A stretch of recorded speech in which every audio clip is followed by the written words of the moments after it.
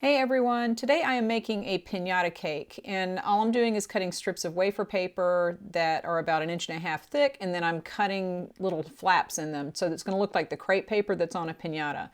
And just start with a cake that has buttercream. You can do this with fondant, it's better with buttercream though because it just sticks right on there. And wrap it around the cake and kind of plan out the colors ahead of time because you'll see what I do here. I realized that the green and the blue are a little bit too close in color, and I decided to take the darker blue off and redo it because I didn't want this blue and the next green to be right next to them on the cake. So just overlap them a little bit, but you can, it's better not to remove the wafer paper once you put it on there, but you can if you need to.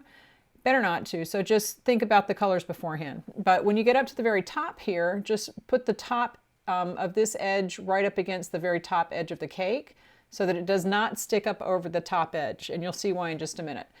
The second to last step in this situation was just cutting the individual little pieces and bending them and then sticking them to the edge of the cake to make it look like a little ruffle. And if you look at a real piñata, there are actually piñatas that look like cakes, and this is what they look like.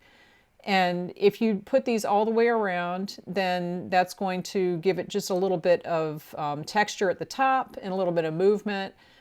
And what I did, I decided to go back and add another row of orange, and I just cut the little fringes off a little bit shorter and then stuck it right up against the top edge with the green.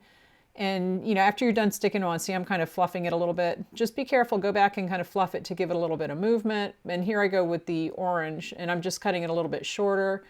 I went to get some liquid to attach it, and I attached it there.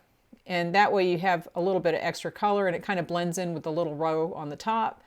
And it just makes it look a little more cohesive, I think, but you can do this however you want.